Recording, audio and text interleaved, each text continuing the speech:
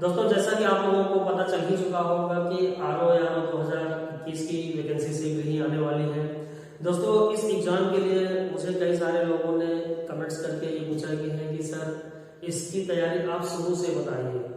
Sir मैंने अभी भी तैयारी करना शुरू किया है, मुझे कुछ समझ में नहीं आ रहा है कि इसकी तैयारी कैसे करें, कहाँ से शुरू करें। अधिकांश लोगों की सबसे बड़ी समस्या ये है कि उनको ये नहीं समझ में आ रहा है कि सर क्या पढ़ें, क्या छोड़ें, कौन सी बुक लें जिससे कि इस परीक्षा की तैयारी आसानी से हो सके। तो दोस्तों आज मैं आप लोगों की इन्हीं सारी समस्याओं को दूर करूंगा कि आप लोगों को कहाँ फोकस करना है, कौन से चीजों पे आप लोगों को ज्यादा कंसंट्रेट करना है। तो इस एग्जाम को लेकर लोगों के मन में बहुत सारे कंफ्यूजन है। दोस्तों आज मैं आप लोगों के इन्हीं कंफ्यूजन को दूर करने का प्रयास करूंगा और मुझे उम्मीद है कि यदि आप ये वीडियो अंत तक देखेंगे तो आपके अंदर इस एग्जाम को लेकर के जितनी भी कंफ्यूजन है वो सारी दूर हो जाएंगी। दोस्तों मैं आप लोगों को बिल्कुल आसान तरीके से बताऊंगा कि इस एग्जाम को आप कैसे क्रैक कर सकते हैं। दोस्तों मेरा मानना है कि किसी भी एग्जाम के लिए उसके सिलेबस को सबसे पहले ध्यान में रखना चाहिए और उसी सिलेबस के अकॉर्डिंग हमको अपनी तैयारी प्रारंभ करनी चाहिए। तो दोस्तों सबसे पहले हम इसका सिलेबस जानेंगे कि इसका सिलेबस क्या है। दोस्तों आरओ जैसी महत्वपूर्ण परीक्षा के लिए दो पेपर होते हैं। पहला पेपर होता है सामान्य अध्ययन का जो कि 140 अंक का होता है और दूसरा पेपर होता है सामान्य हिंदी का जो कि 60 अंक का होता है। तो दोस्तों आइए देखते हैं कि सामान्य अध्ययन के पेपर में क्या क्या आता है। दोस्तों सामान्य अध्ययन में भारतीय इतिहास, भारत एवं विश्व का भूगोल, भारतीय राज्य व्यवस्था, सामान्य विज्ञान, भारतीय अर्थव्यवस्था, करंट अफेयर्स, यूपी स्पेशल, आर्थिकी, जनगणना, सामान्य गणित एवं रीजनिंग। दोस्तों और हिंदी में दोस्तों हिंदी का पेपर होता है 60 अंक का होता है और उसमें जो है 6 चीजें आती हैं। कौन कौन सी है? और दोस्तों इसमें 6 पार्ट होते हैं। पर्यायवाची, विलोम शब्द, वाक्यांश के लिए शब्द, तत्सम तद्भव, विशेषण विशेष, वाक्य एवं अर्थनी शुद्ध शुद्धि। दोस्तों प्रत्येक के लिए 10 अंक निर्धारित होता है, 10 प्रश्न आते हैं। इस प्रकार दोस्तों कुल पेपर सामान्य हिंदी का 60 अंक का होता है। तो दोस्तों आइए सबसे पहले हम चर्चा सामान्य अध्ययन पे करते हैं कि हम इस पाठ्यक्रम को कैसे तैयार करते हैं। दोस्तों प्रारंभिक परीक्षा में सफलता प्राप्त करने के लिए कुछ विशेष प्रकार की रणनीति बनानी पड़ती है। तो दोस्तों अब ये सवाल उठता है कि इस पाठ्यक्रम को हम कैसे तैयार करें, इसके लिए कौन कौन सी बुक हमको पढ़ना पड़ेगा। तो दोस्तों जो लोग यूपीपीएससी का लगातार मेंस दे रहे हैं, चाहे वो पीसीएस हो या आरओ हो, तो दोस्तों उन लोगों के लिए मैंने एक स्ट्रेटजी बताई थी और दोस्तों मैंने उसमें कुछ अध्ययन सामग्री के बारे में बताया था कि आप लोगों को दोस्तों सिर्फ उतना ही पढ़ना था और उसके अलावा कुछ भी नहीं करना था। दोस्तों यदि आप पेपर का अवलोकन करें 2016 का जीएस का हो या चाहे हिंदी का हो, तो दोस्तों वो बिल्कुल सटीक रणनीति थी। लेकिन अब दोस्तों सवाल ये उठता है कि जो लोग फ्रेशर हैं वो लोग क्या करें। वो दोस्तों देखिए 2021 का नोटिफिकेशन आने वाला है, बहुत ही जल्द आ जाएगा। ये मेरे ख्याल से जनवरी लास्ट या फिर फरवरी के फर्स्ट वीक तक इसका नोटिफिकेशन आ जाना चाहिए। और दोस्तों नोटिफिकेशन के बाद इसकी परीक्षा भी आयोग जल्दी ही करा लेगा, ऐसा मेरा अनुमान है। तो दोस्तों यदि देखा जाए तो आप लोगों के पास 4 से 5 महीने का टाइम है, इस ज्यादा से ज्यादा इस टाइम। तो दोस्तों इतने कम समय में फ्रेशर क्या करें। जो लोग अनुभवी हैं, जो लोग लगातार मेंस दे रहे हैं, उनके लिए तो कोई दिक्कत नहीं है, क्योंकि आरओ जैसी परीक्षा के लिए 4-5 महीना बहुत ज्यादा होता है जो लोग मेंस दे रहे हैं। लेकिन जो लोग फ्रेशर हैं वो लोग क्या करें, तो मैं आप लोगों को बता रहा हूं कि उन लोगों को क्या करना चाहिए। वो लोग इतने कम समय में इसकी समान अध्ययन और समान हिंदी की तैयारी कैसे करें। तो दोस्तों सबसे पहले एनालिसिस करते हैं हम समान अध्ययन की। दोस्तों समान अध्ययन का जो ये पाठ्यक्रम होता है वो 140 अंक का होता है, 140 अंक का। तो दोस्तों यदि आप लोग इससे पहले कुछ भी नहीं पढ़े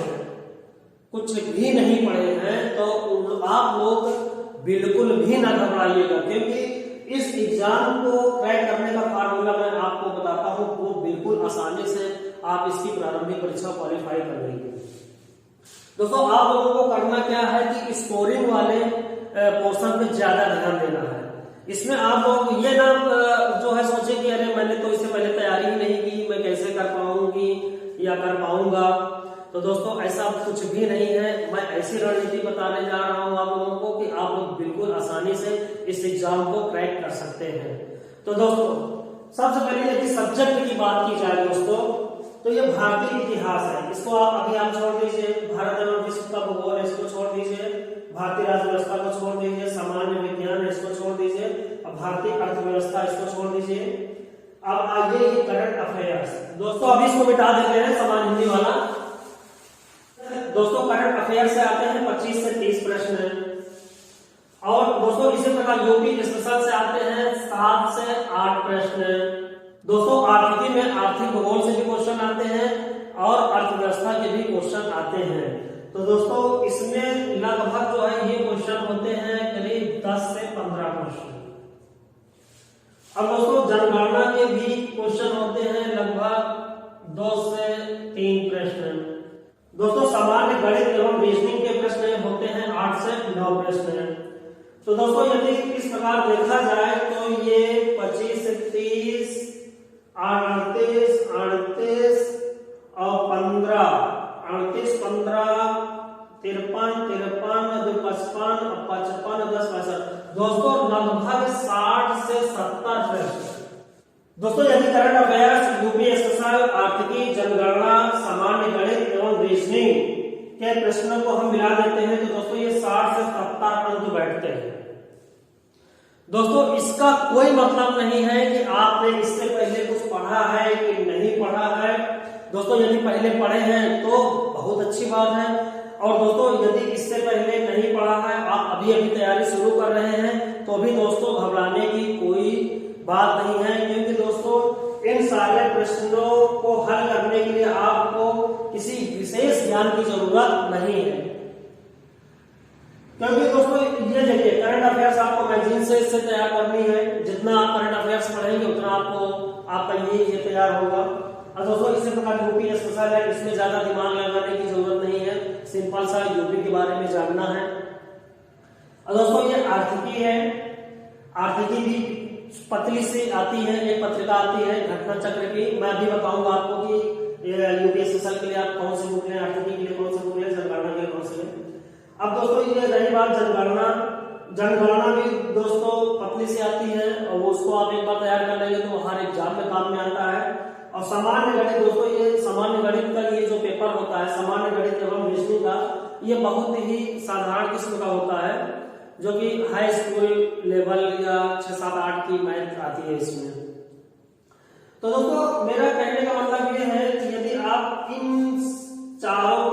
सभी पोर्शन पे करंट अफेयर्स, यूपी स्पेशल, आर्थिकी, जनगणना, सामान्य गणित एवं रीजनिंग पर ध्यान दे लेंगे तो ये 60 से 70 अंक कवर हो जाता है। अब दोस्तों आते हैं सब्जेक्ट पे। तो दोस्तों ये भारतीय इतिहास है। दोस्तों भारतीय इतिहास में कुछ चीजें आप लोगों को समझनी होती हैं। जैसे अगर हम बात करें आधुनिक इतिहास की, तो आधुनिक इतिहास में दोस्तों कुछ चीजें होती हैं, जैसे उपनिवेशवाद क्या है, ये चीजें हो सकता है दोस्तों आप लोगों को समझ लेना है कि उपनिवेशवाद क्या है। तो दोस्तों इसके लिए आपको कोई एक बुक ले लेनी है, या तो आप लोग एनसीईआरटी ले लीजिए जो फ्रेशर है दोस्तों, और जो लगातार मेंस दे रहे हैं। मैं बार बार ये आप लोगों से मैंने 2016 में भी मैंने आगाह किया था कि आपको बुक नहीं पढ़ना है। बुक पढ़ने की कोई जरूरत नहीं है आरओ जैसी परीक्षा के लिए, जो लोग मेंस दे रहे हैं, क्योंकि उनका बेस ऑलरेडी स्ट्रांग है दोस्तों। लेकिन जो लोग फ्रेशर हैं, मैं उनके लिए कह रहा हूं कि आप लोग कोई बुक ले लीजिए आधुनिक इतिहास की, चाहे आप एनसीईआरटी ले लीजिए या किसी भी राइटर के लिए ले लीजिए, बिपिन चंद्रा ले लीजिए। हाँ, तो दोस्तों आप लोगों को लेकिन पूरा नहीं पढ़ना। जैसे किसी भी सब्जेक्ट में कोई चीज ना समझ में आए तो आप उसको बुक खोलकर देख लीजिए। और नहीं, यदि आप हर सब्जेक्ट की बुक पढ़ना स्टार्ट करेंगे तो दोस्तों आप भूल जाएंगे, 2 से 3 साल तक आप जो है बुक ही पढ़ते रह जाएंगे। क्योंकि दोस्तों देखिए भारतीय इतिहास में 3 पोर्शन होते हैं: आधुनिक इतिहास, मध्यकालीन इतिहास, प्राचीन इतिहास। अब दोस्तों आप प्राचीन इतिहास के अलग बुक पढ़ेंगे, मध्यकालीन की अलग बुक पढ़ेंगे और आधुनिक इतिहास के लिए अलग बुक पढ़ेंगे। अब आप यहाँ ये देखिए दोस्तों, इन सभी पोर्शनों से करंट अफेयर्स, यूपी स्पेशल, आर्थिक, जनगणना, सामान्य गणित एवं रीजनिंग से 60 से 70 अंक आपका कवर हो रहा है। अब दोस्तों ये बचा क्या?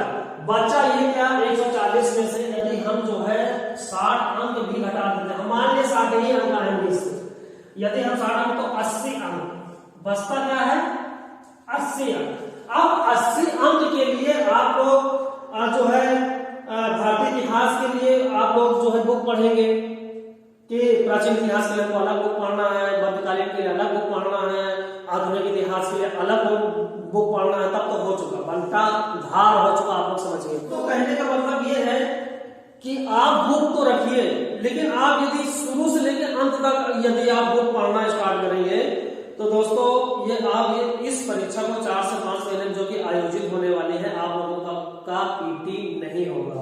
दोस्तों बुक पढ़ना बहुत अच्छी बात है, मैं मना नहीं कर रहा हूं, लेकिन दोस्तों यदि आरओ एआरओ की मैं स्ट्रेटजी बता रहा हूं, पीसीएस की स्ट्रेटजी नहीं बता रहा हूं, मैं आरओ एआरओ की स्ट्रेटजी बता रहा हूं कि आरओ एआरओ में बिना बुक पढ़े आप लोग कैसे इस परीक्षा को क्लियर कर सकते हैं। दोस्तों जो मैंने किया है वही मैं आप लोगों को बता रहा हूं, हो सकता है मेरा तरीका गलत हो, है ना, मैं ये भी नहीं कहता कि आप मेरी बात 100% मानिए, यदि आपको सही लगता है तो मानिए, अदरवाइज आप अपने मन से कार्य करने के लिए स्वतंत्र हैं।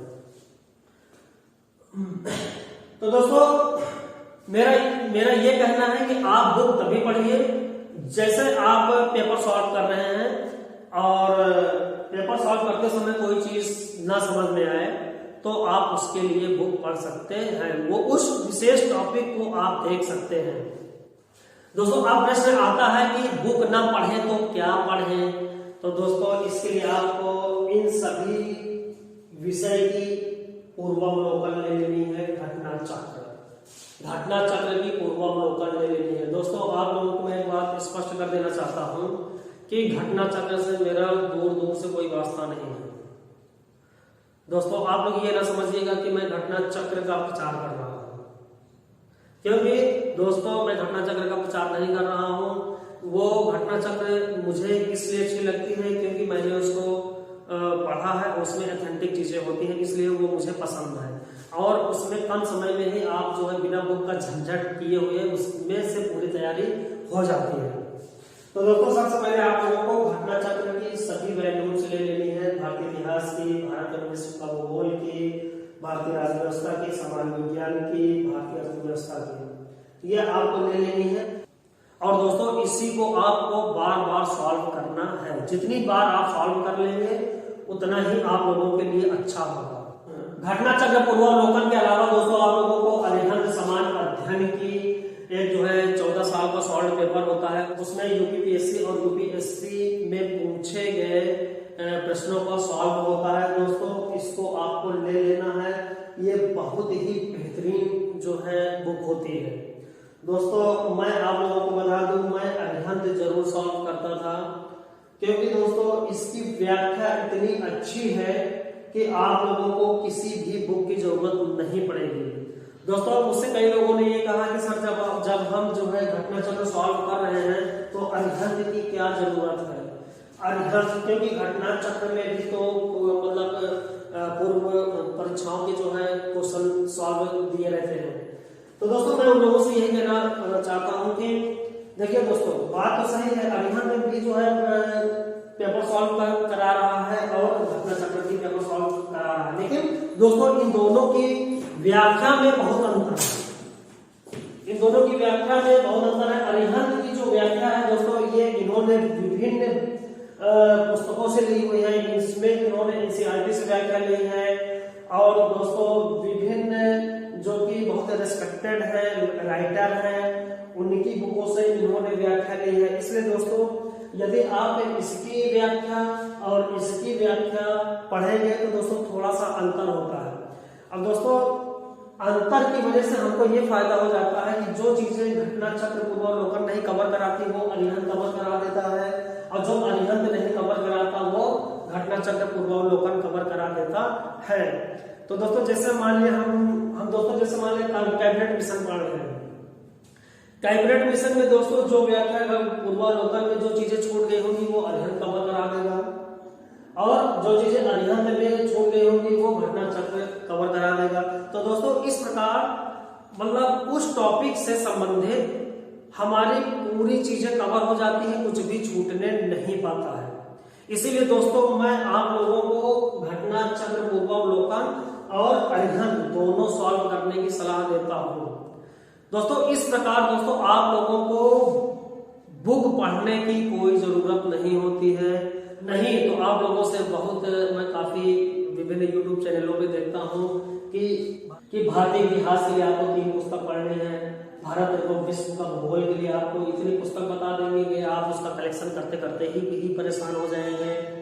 इसी प्रकार भारतीय राज व्यवस्था, जैसे लक्ष्मीकांत जी की पुस्तक बहुत अच्छी है, नो डाउट, मैं भी उनकी बहुत रिस्पेक्ट करता हूँ। लेकिन दोस्तों वो इतनी मोटी पुस्तक है, यदि आप लक्ष्मीकांत लेके बैठ जाएंगे तब आपका आरओ 2021 का 22, 23, 25 भी निकल जाएगा और आप उस बुक का पन्ना ही पलटते रह जाएंगे, कुछ भी नहीं हो पाएगा।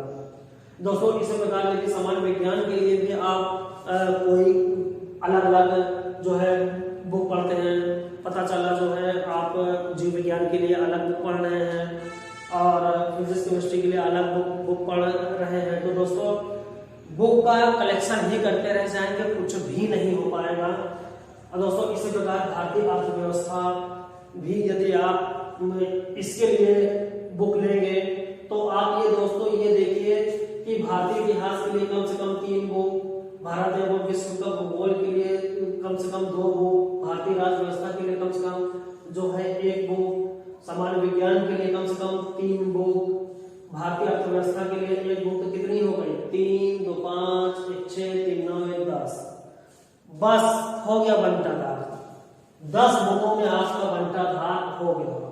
दोस्तों मैं ये नहीं कहता हूं कि बुक आप पढ़िए ही ना, यदि आपके पास टाइम है पढ़िए, लेकिन दोस्तों मैं आरओ के लिए बता रहा हूं, यदि आप पीसीएस दे रहे हैं तो आपको बुक पढ़ना, इसका समग्र अध्ययन करना बहुत जरूरी है, क्योंकि उसमें जो जीएस का पेपर होता है क्योंकि वो डिस्क्रिप्टिव होता है, तो आपको समग्र अध्ययन की जरूरत उसमें होती है। लेकिन आरओ जैसी परीक्षा के लिए आपको बुक यदि आप ना भी पढ़िए तो इसकी कुछ विशेष आवश्यकता नहीं है। हाँ लेकिन दोस्तों मैं एक चीज आप लोगों से कह रहा हूं कि आप लोग बुक ले लीजिए। बुक तो आप लोग ये कहेंगे अरे जब आप एक तरफ आप बुक पढ़ने से मना कर रहे हैं, दूसरी तरफ कह रहे हैं कि बुक ले लीजिए। अरे भैया मेरा ये कहना है कि यदि आप बुक ले लेंगे तो जो भी टॉपिक आप फंसे, अब यदि आपको जैसे मान लीजिए भारत एवं विश्व का भूगोल है तो दोस्तों ये टेक्निकल सब्जेक्ट है। भारतीय इतिहास तो आप अपने से पढ़ के भी समझ सकते हैं, उसमें कुछ चीजें हैं जैसे उपनिवेशवाद है, मनसबदारी है और या एंसर में कुछ चीजें हैं जो कि वो थोड़ा सा पढ़ने में दिक्कत आती है। अदरवाइज भारतीय इतिहास आप लोग अपने से भी समझ सकते हैं। लेकिन भारत एवं विश्व का भूगोल जो है वो थोड़ा सा इसमें टेक्निकल चीजें होती हैं, क्योंकि यदि आपको अब लो प्रेशर हाई प्रेशर नहीं पता होगा, ITCZ नहीं पता होगा और अल नीनो ला नीनो नहीं पता होगा, इक्वेटर क्या है, चांस क्या है, देशांतर क्या है, मैपिंग क्या है, ये सब चीजें नहीं पता होगी तो आप लोगों को दिक्कत आ सकती है। इसलिए दोस्तों आप लोग बुक ले लीजिए। यदि आप घटना चक्र पूर्वावलोकन सॉल्व करते समय, अभिहंत सॉल्व करते समय कोई भी टॉपिक फंसता है तब आप उस पर्टिकुलर टॉपिक को बुक में से खोजिए। विस्तृत तौर पे देखिए कि जैसे मान लिया आपको भारत एवं विश्व का भूगोल में ये फंसे कि जो है ये पछुआ पवन प्रवाह क्या है। अब उसमें घटना चक्र पूर्वावलोकन में थोड़ी सी व्याख्या नहीं समझ में आया, आप क्या करें? सर ने बुक पढ़ने से मना किया है तो बुक खोलना भी गुनाह है? नहीं, ऐसा नहीं है। आप पछुआ पवन प्रवाह नहीं समझ में आ रहा है तो आप उस जो है उसको आप बुक से खोल कर देखिए, देख लीजिए कि अच्छा ये है पछुआ पवन प्रवाह, वो टॉपिक क्लियर होगा। ला नीनो क्या है, अल नीनो क्या है ना? तो अब तो इस प्रकार जो भी टॉपिक फंसे उससे आप बुक से क्लियर कर लीजिए। लेकिन दोस्तों यदि आप शुरू से यदि आप बुक लेकर के बैठे तो दोस्तों बहुत लंबा टाइम हो जाएगा और दोस्तों आरो ये निकल जाएगा और आपके हाथ कुछ भी नहीं आएगा। ठीक है, तो ये बुक की जो समस्या थी कि कौन सी बुक लें क्या लें, ये प्रॉब्लम सॉल्व हुई। अब दोस्तों ये समस्या ये आती है कि हम बुक लें तो कौन सी बुक लें। तो दोस्तों भारतीय इतिहास के लिए आप बुक रख सकते हैं। आप या तो एनसीईआरटी ले लीजिए और या नहीं तो बिपिन चंद्रा की ले लीजिए, BL ग्रोवर की ले लीजिए या झांझ श्रीमाली ले लीजिए, किसी की भी ले लीजिए, किसी भी एक राइटर की बुक ले लीजिए और उसी को बार बार पढ़िए। अब दोस्तों इसी तरह भारत एवं विश्व का भूगोल के लिए आप चाहे जो है महेश बड़वाल जी की ले लीजिए, बहुत ही रेस्पेक्टेड राइटर है, या सविंदर सिंह जी की ले लीजिए, बहुत ही रेस्पेक्टेड राइटर है। माजिद हुसैन की भी आप ले सकते हैं, वो भी बहुत ही अच्छे राइटर है। तो कोई भी बुक ले लीजिए लेकिन उसको बार बार पढ़िए।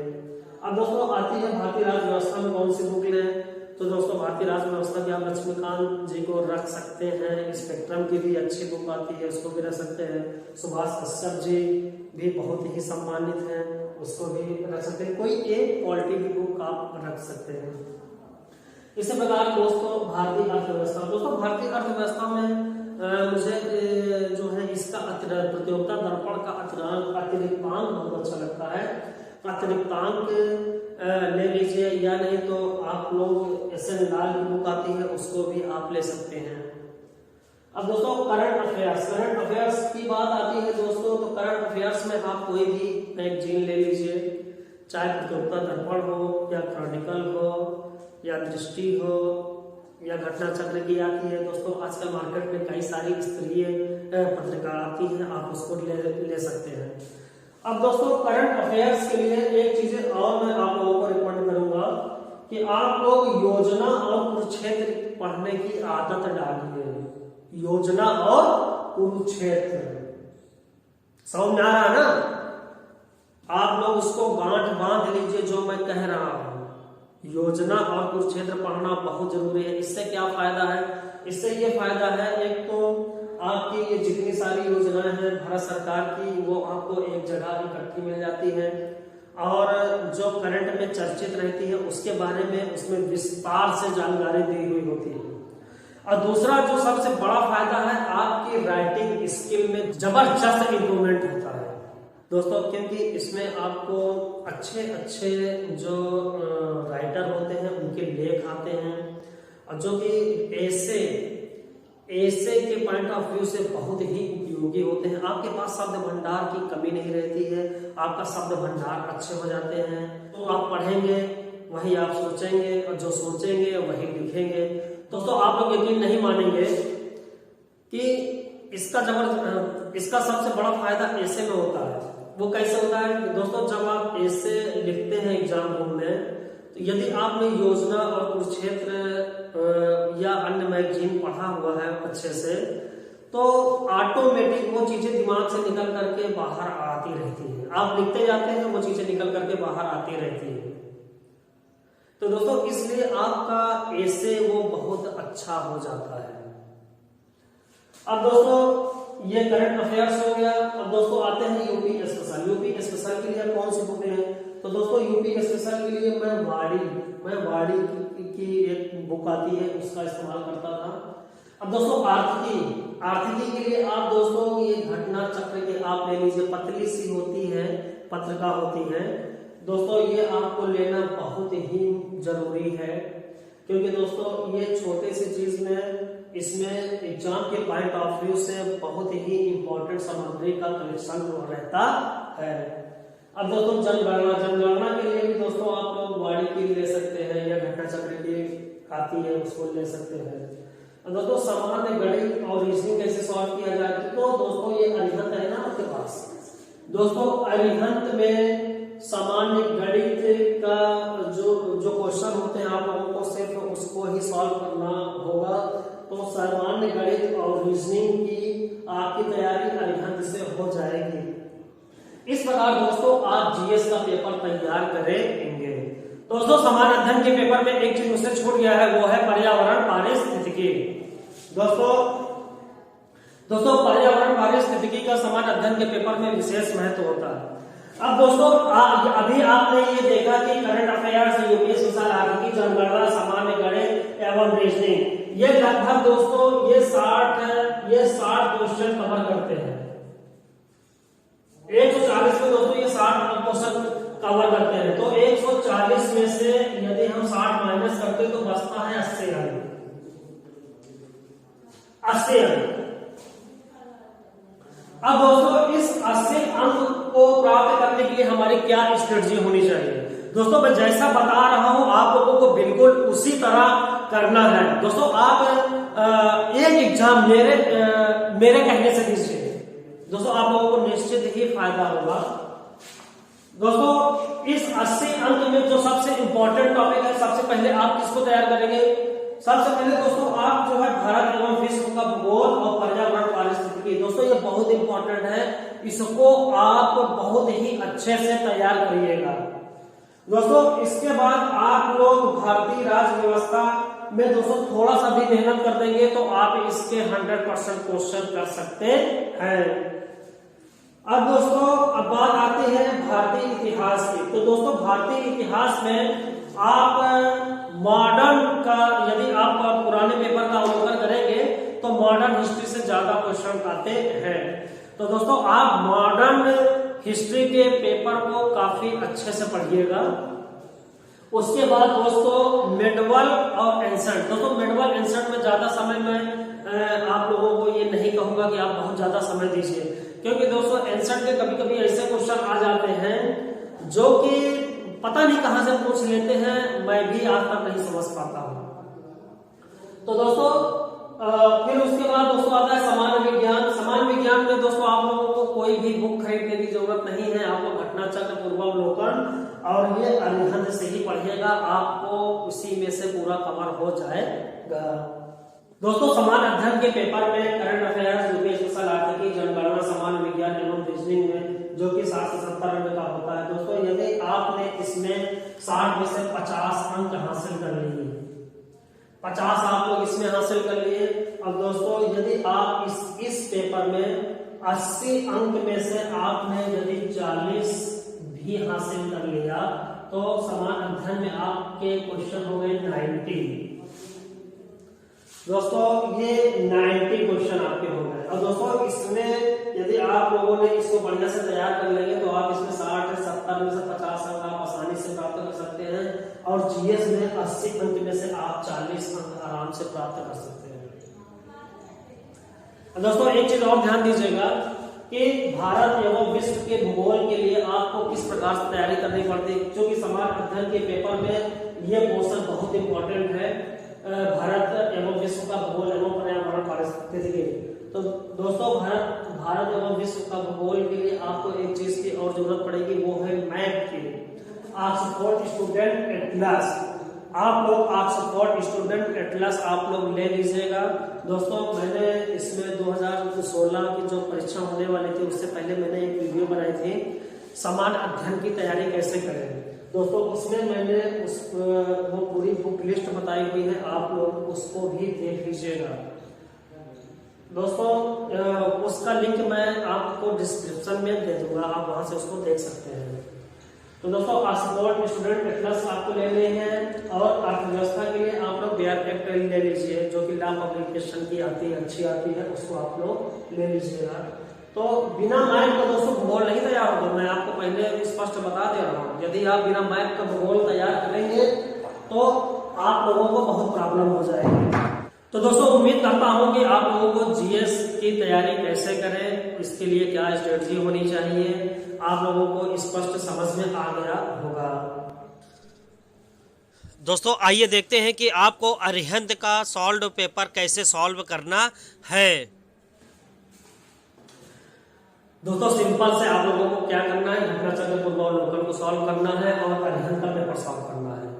दोस्तों अरिहंत के पेपर में आपको कौन सा पोर्शन सॉल्व करना है? दोस्तों आपको यूपीपीएससी द्वारा आयोजित होने वाली सभी परीक्षाओं, चाहे वो लोअर हो या पीसीएस हो या आरओ हो या यूडीए हो, दोस्तों आरओ और यूडीए एक ही होता है। अब दोस्तों आपको उसका पेपर सॉल्व करना है, और यदि आपके पास टाइम रहे तो आप आईएएस का भी पेपर सॉल्व कर सकते हैं, वो भी बहुत उपयोगी होता है। जो कि दोस्तों अब जो जीएस पूछा जा रहा है वो यूपीएससी के पैटर्न पे ही पूछा जा रहा है, तो इसलिए आप लोग उसका भी पेपर सॉल्व करने की कोशिश करिएगा यदि टाइम रहेगा तो। दोस्तों अब आते हैं कि समान हिंदी का पेपर जो कि 60 अंक का होता है, इसको कैसे तैयार करें। दोस्तों इसमें माइनस मार्किंग भी होती है, समान अध्ययन के पेपर में भी 1/3 अंक की माइनस मार्किंग होती है और समान हिंदी के प्रश्न पत्र में भी 1/3 अंक की माइनस मार्किंग होती है।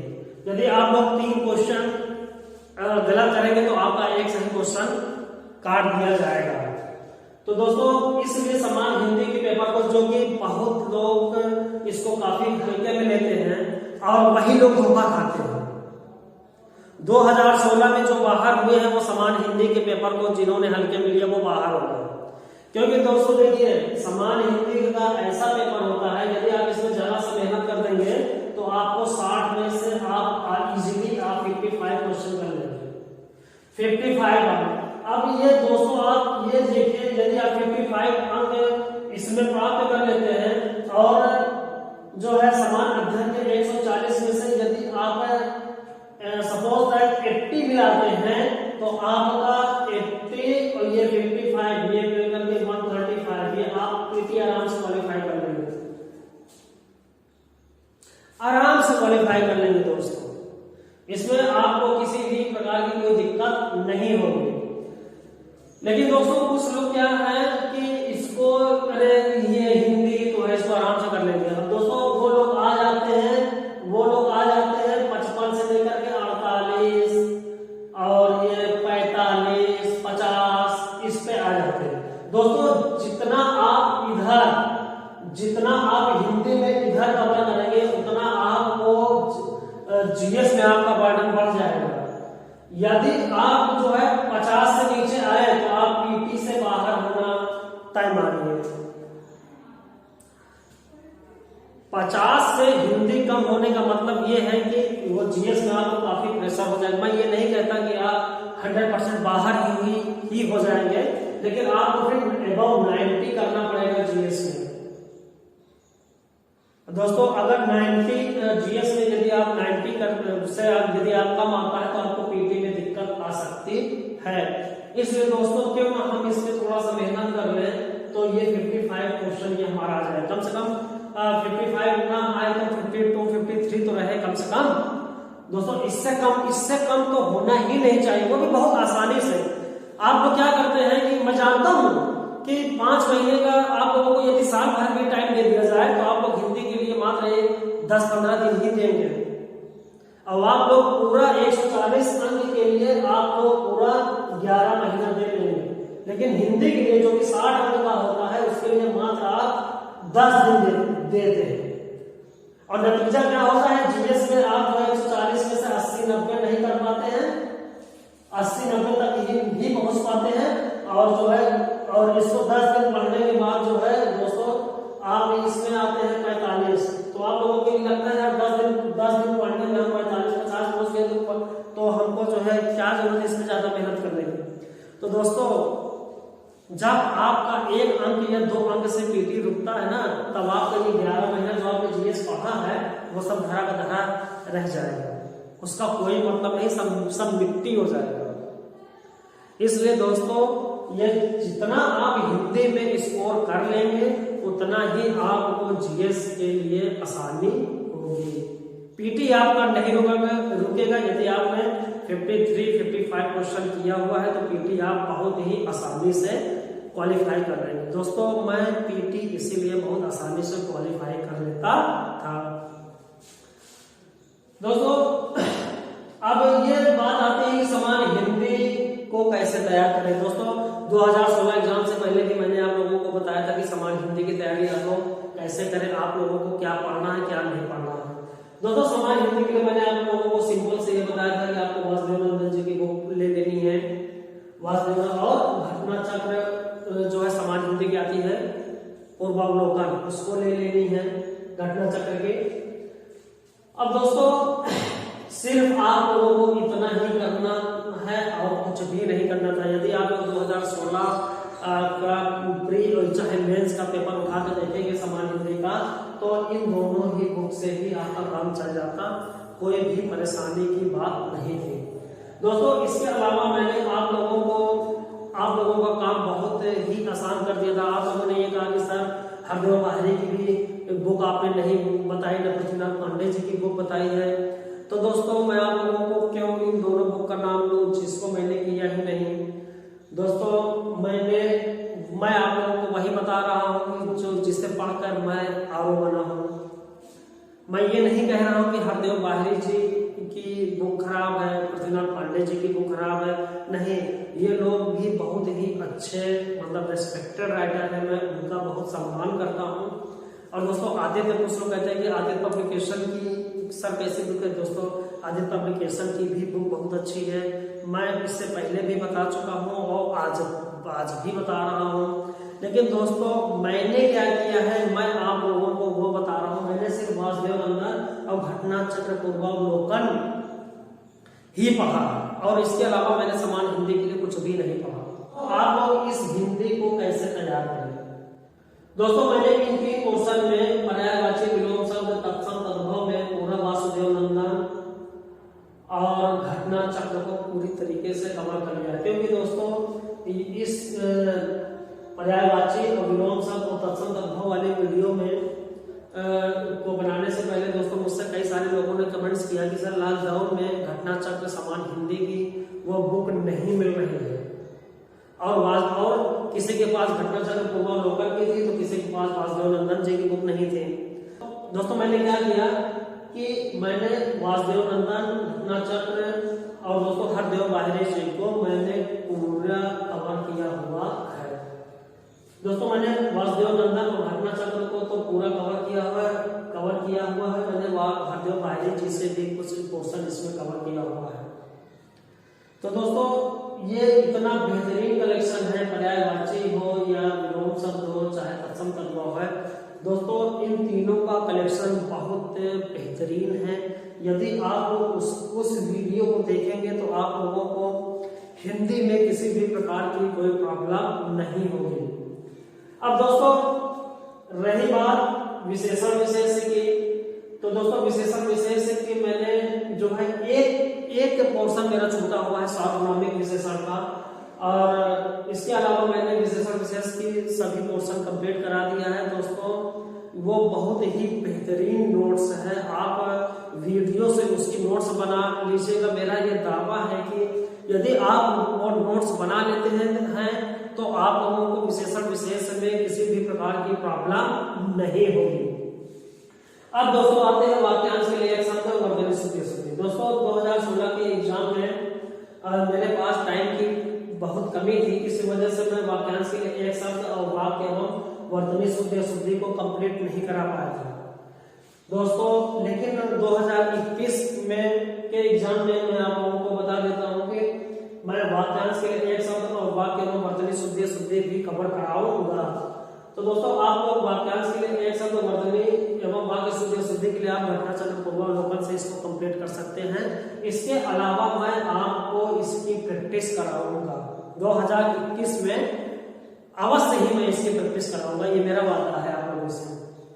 दोस्तों यदि आप लोग 2016 आरो जो अभी हुई है, चाहे वो प्री हो या मेंस हो, समान हिंदी का पेपर उठाकर देखेंगे तो पर्यायवाची, विलोम शब्द, तत्सम तद्भव के लगभग 95 क्वेश्चन मेरी वीडियो से ही था। एक आध क्वेश्चन, एक दो क्वेश्चन अपवाद है, अब वो भी दोस्तों यदि थोड़ा सा भी आप लोग दिमाग लगाते हैं तो वो भी क्वेश्चन हो जाता था, क्योंकि उसमें ये देखा गया था कि 3 ऑप्शन मेरी वीडियो से मिल रहे थे। यदि आपको 3 ऑप्शन पता है तो चौथे के बारे में तो आप अंदाजा लगा ही सकते हैं।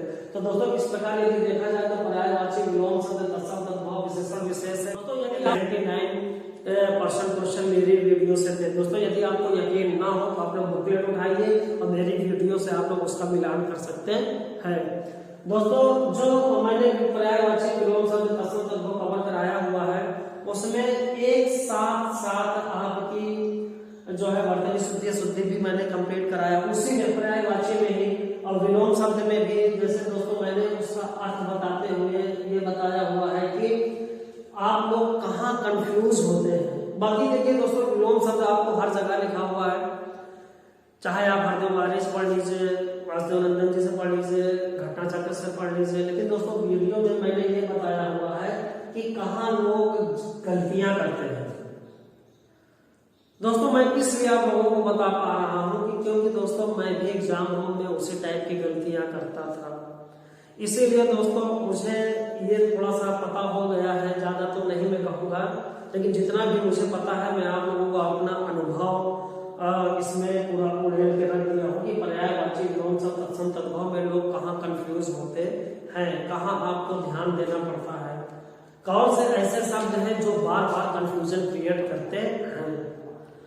दोस्तों इसीलिए मैं ये कहता हूँ कि आप लोग ये वीडियो जरूर देखिएगा। आप लोग समान हिंदी की मैंने प्लेलिस्ट बनाई हुई है, आप लोग वहां से इसकी वीडियो देख करके इसका नोट्स आप लोग बना लीजिए, आप लोगों को निश्चित ही बहुत फायदा होगा। दोस्तों यदि आप लोगों को यकीन ना हो, मेरी वीडियो जो है दोस्तों 2016 के एग्जाम से पहले पड़ी हुई है और 2016 का प्री भी होगा, मेंस भी होगा। आप लोग उस वीडियो से नोट्स बनाइए और उस वीडियो से मिलान कर लीजिए कि इस मतलब सर के वीडियो से कोई फायदा हुआ है कि नहीं हुआ है, आप लोगों को स्पष्ट अंदाजा लग सकता है। दोस्तों इसके अलावा मैं और क्या कह सकता हूँ, ज्यादा कहना भी नहीं चाहिए। तो दोस्तों इस प्रकार आप लोग ये देखिए, यदि ये पूरी स्ट्रेटजी प्रारंभिक परीक्षा के यदि आप लोग समान हिंदी में 52 भी क्वेश्चन करते हैं और जीएस में आप यदि 85 करते हैं तो दोस्तों आप आराम से पीटी क्वालिफाई कर लेंगे। 137 में दोस्तों आप आराम से पीटी क्वालिफाई कर लेंगे, क्योंकि दोस्तों जो अभी 2016 का एग्जाम हुआ है मेरे ख्याल से इसकी मेरिट जो है 128 से और 130 के बीच में रही है, महिला की 125 के लगभग रही है। दोस्तों जिन लोगों ने पीटी क्वालिफाई की है मैं उनके अकॉर्डिंग आप लोगों को बता रहा हूँ कि ये मेरा अंदाजा है कि महिला 125 128, हालांकि मैं ये कि इसकी और अलग से वीडियो बना दूंगा जिसमें आप लोगों को और स्पष्ट क्लियर हो जाएगा। तो दोस्तों इस प्रकार ये आरओ की पूरी स्ट्रेटजी रही आपके सामने। आप लोग यदि इसको फॉलो करते हैं तो आप लोगों को निश्चित ही बहुत फायदा होगा, ऐसा मेरा मानना है। दोस्तों मैं ये भी नहीं कहता हूँ कि आप लोग जो है मेरी ही बात मानिए, लेकिन दोस्तों कहीं ना कहीं जिन चीज़ों की वजह से मुझे फायदा हुआ है मैंने वही चीज़ें आप लोगों को बताई हुई है और इसके अलावा अलग से अपने से कुछ भी नहीं जोड़ा है। तो दोस्तों चैनल पे आप लोग बने रहिए, मैं आप लोगों के लिए उपयोगी वीडियो निरंतर अपलोड करने की कोशिश करूँगा।